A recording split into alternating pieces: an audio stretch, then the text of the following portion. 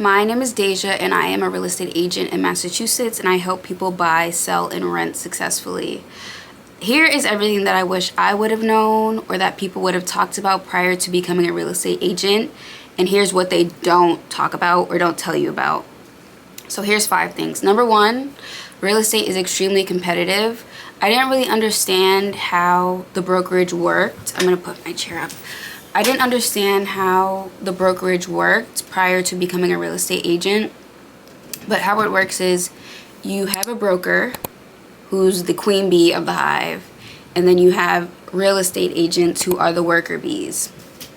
But essentially we are all competing against each other, whether explicitly or implicitly. It's still a competition, and I didn't know that prior to. I didn't know how competitive it was, and I wish somebody would have shed light on that prior to me getting into this industry. Number 2, it's extremely expensive. As the quote says, you have to pay to play. You have to pay dues, you have to pay to get your license, you have to pay to take the test. I talk about this in my other video, but it's pretty costly to be a real estate agent, and then once you become a real estate agent, it's pretty costly to maintain being a real estate agent and get leads.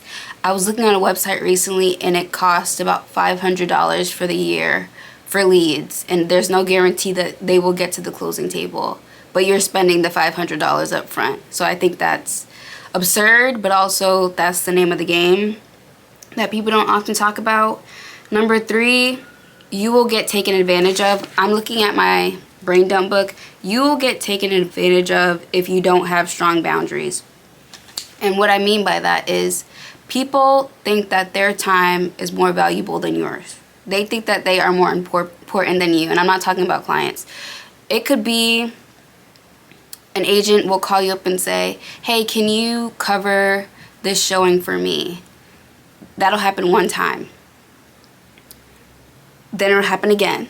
Then it'll happen again. And if you don't have clear boundaries and you don't say no, or you don't focus on your own business, you'll get lost in the sauce.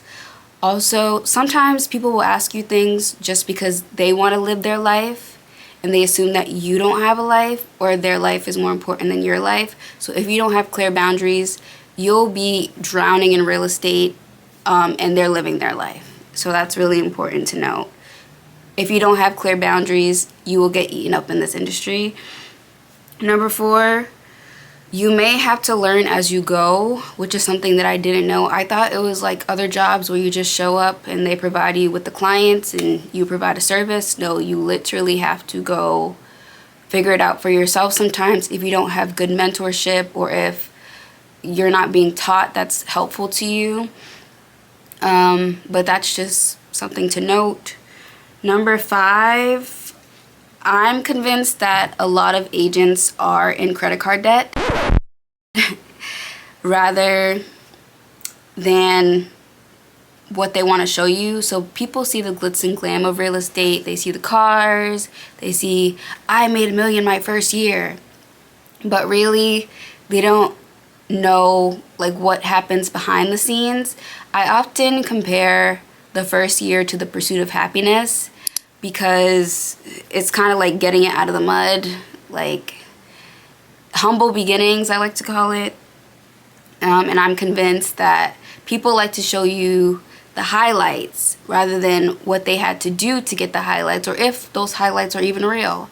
For example, I saw this girl's post who said that when she posted this video, she hadn't gotten one sale, but the video was saying how she made her first $1 million her first year.